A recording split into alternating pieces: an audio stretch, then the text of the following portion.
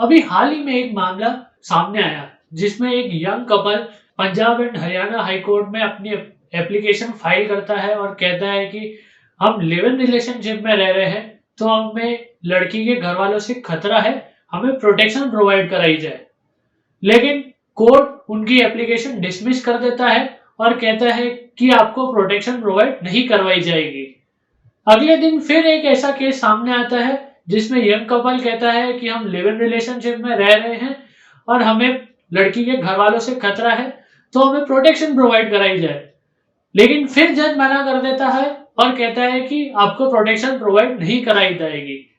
लेकिन ठीक 6 दिन बाद एक और सेम केस सामने आता है जिसमें यंग कपल कहता है कि हम लिव इन रिलेशनशिप में रह रहे हैं और लड़की के घर वालों से हमें खतरा है, हमें प्रोटेक्शन प्रोवाइड कराई जाए। तब जज साहब कहते हैं कि क्यों नहीं, ये तो आपका राइट है, आपको बिल्कुल प्रोटेक्शन प्रोवाइड कराई जाएगी। तो इसमें समझने वाली बात यह है कि एक कोर्ट एक मामला लेकिन अलग अलग जजमेंट क्यों। हम आज इस वीडियो में समझेंगे कि तीनों जजमेंट देते टाइम कोर्ट के कमेंट्स क्या थे, सुप्रीम कोर्ट में लिव इन रिलेशनशिप को लेके क्या रूलिंग है, लिव इन रिलेशनशिप की लीगल प्रोविजंस क्या है, लिव इन रिलेशनशिप और मैरिज के लीगल और सोशल स्टेटस क्या है। तो आइए जानते हैं। नमस्ते, मेरा नाम Pranay Bhagat, cyber law enthusiast, techno legal adviser और लॉ स्टूडेंट। आज के सब्जेक्ट को समझने से पहले हम एक ओवरव्यू ले लेते हैं कि लिव इन रिलेशनशिप और मैरिज में क्या डिफरेंस है। लेकिन उससे पहले मैं आपको यह कहना चाहूंगा कि अगर आप इस चैनल पर नए हैं तो इस चैनल को सब्सक्राइब कर दें। तो आइए शुरू करते हैं। मैरिज दो पार्टनर के बीच सोशल, लीगल और कॉन्ट्रेक्चुअल यूनियन है। इसमें लॉ और सोसाइटी के कस्टम और बिलीफ के अनुसार दोनों के राइट्स एंड ड्यूटीज डिफाइंड हैं, और अगर कोई उनका चाइल्ड होता है तो उसके भी राइट्स डिफाइंड हैं। जहां मैरिज एक कॉन्ट्रेक्चुअल और कंसेंसुअल यूनियन है, वहीं लिव इन रिलेशनशिप एक कंसेंसुअल यूनियन है, जिसमें दो अविवाहित लोग साथ रहते हैं विवाह से पहले अपनी कंपैटिबिलिटी चेक करने के लिए। या तो वो अपना लीगल स्टेटस सिंगल रखना चाहते हैं या किसी पार्टनर के फाइनेंशियल इशू हो सकते हैं। डेफिनेशन से समझे तो a living agreement in which an unmarried couple lives together in a long-term relationship that resembles a marriage। इसका मतलब यह है कि ये साथ रहने की एक ऐसी व्यवस्था है जहां अविवाहित लोग एक लंबे पर्याप्त समय तक पति पत्नी जैसे रहते हैं। यहां तीन बातें इंपॉर्टेंट है। पहली, दोनों अनमैरिड होने चाहिए। हम इसमें डाइवोर्स्ड और विधवा या विधुर को अनमैरिड मानेंगे, और यदि दोनों में से कोई एक विवाहित हो या दोनों ही विवाहित हो तो ये अडल्ट्री है। दूसरी, पर्याप्त लंबे समय की कोई परिभाषा नहीं है, लेकिन 2-4 दिन साथ रहने वाले रिश्ते को भी हम लिव इन रिलेशनशिप नहीं बोलेंगे। तीसरी, दोनों पार्टनर्स को पति पत्नी जैसे रहना होगा, हम दूसरे रिलेशनशिप को लिव इन रिलेशनशिप नहीं कह सकते हैं। आइए जानते हैं कि तीनों केसेस में जजमेंट क्या थे। केस नंबर 1, गुलजा कुमारी उम्र 19 पिटिशनर 1 और गुरविंदर सिंह उम्र 22 पिटिशनर 2 ने पंजाब एंड हरियाणा कोर्ट में एक एप्लीकेशन फाइल की, जिसमें उन्होंने कहा कि हम लिव इन रिलेशनशिप में रह रहे हैं और हम जल्द ही शादी करने का मन बना रहे हैं, लेकिन हमें लड़की के घर वालों से खतरा है, तो हमें प्रोटेक्शन प्रोवाइड कराई जाए। तो 11 मई 2021 को जस्टिस एच.एस. मदान ने एप्लीकेशन को डिसमिस किया और कहा कि as a matter of fact the petitioner in the grab of filing the present petition are seeking seal of approval on their live in relationship which is morally and socially not acceptable and non-protection order in the petition can be passed। इस तरह की petition से live in relationship पर court की approval seal लगाने का प्रयास है। लिव इन रिलेशनशिप हमारी सोसाइटी में मॉरली एक्सेप्टेबल नहीं है, इसलिए हम आपको प्रोटेक्शन नहीं प्रोवाइड करा सकते हैं। केस नंबर 2, उज्ज्वला कुमारी उम्र 18 पिटिशनर 1 और मनप्रीत सिंह उम्र 21 पिटिशनर 2 ने पंजाब एंड हरियाणा कोर्ट में एक एप्लीकेशन फाइल की जिसमें उन्होंने कहा कि हम लिव इन रिलेशनशिप में रह रहे हैं, हमें लड़की के घर वालों से खतरा है, हमें प्रोटेक्शन प्रोवाइड कराई जाए।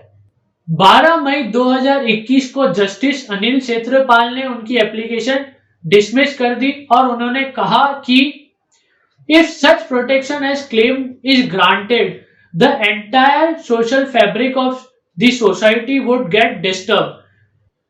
यानी अगर आपको इस तरह की प्रोटेक्शन लॉ एनफोर्समेंट द्वारा प्रोवाइड कराई जाए तो सोसाइटी की पूरी व्यवस्था ही बिगड़ जाएगी। केस नंबर 3, इसमें यह हुआ कि प्रदीप सिंह ने Punjab and Haryana high court में एप्लीकेशन फाइल की। उसमें उन्होंने कहा कि वो एक अपनी महिला साथी के साथ लिव इन रिलेशनशिप में रह रहे हैं और उन्हें प्रोटेक्शन प्रोवाइड कराई जाए क्योंकि उन्हें लड़की के घर वालों से खतरा है।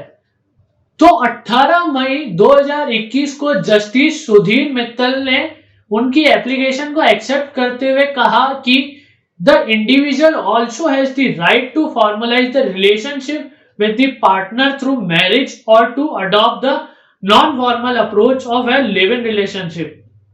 जज साहब का कहना था इसमें कि अगर कोई इंसान अपने पार्टनर के साथ शादी करके या बिना शादी के रहना चाहता है तो वो उसका राइट है। In law, such a relationship is not prohibited, nor does it amount to commission of any offence, and thus, in many considered which such person are entitled to equal protection of laws as any other citizen of the country. हमारे किसी law में ना तो ऐसे relationship पर कोई prohibition है, ना एज पर लॉ इसे ऑफेंस माना गया है, तो इन्हें प्रोटेक्शन प्रोवाइड करानी चाहिए।